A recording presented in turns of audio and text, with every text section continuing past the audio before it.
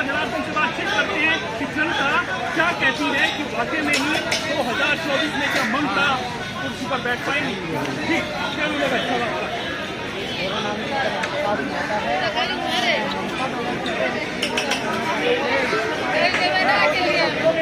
जगह करके आगे बढ़े हैं, जो आप सीढ़ी चढ़े हैं वहाँ से आपको धड़ा मिलने के क्षणों का टाइम रह गया है।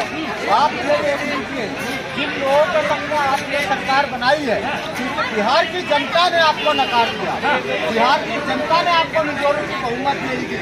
आज यहाँ भाई साहब बहुमत हो या ना हो, आखिरी बार सीएम वही है।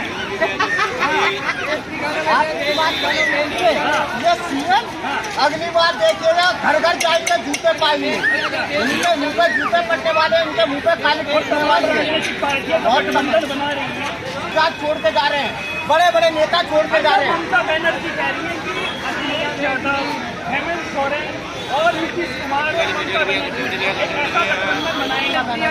सम्मान पूर्वक कहना चाहता हूँ, महिला के आगे से रखते हुए उनको उपाधि देते हुए ये चीज समझा दूँ सपाट शब्दों में कि जो वो सपना देख रही है खेला होवे सेंट्रल गवर्नमेंट से आए हैं, जो पानी में तैर के आए हैं, उनके बदौलत लेने से चाहिए। अगर दम है तो आ जाओ, राष्ट्रवादी वोट लेके दिखाओ, दम है तो दिखाओ हिंदुस्तानी वोट लेके, दम है तो आ जाओ।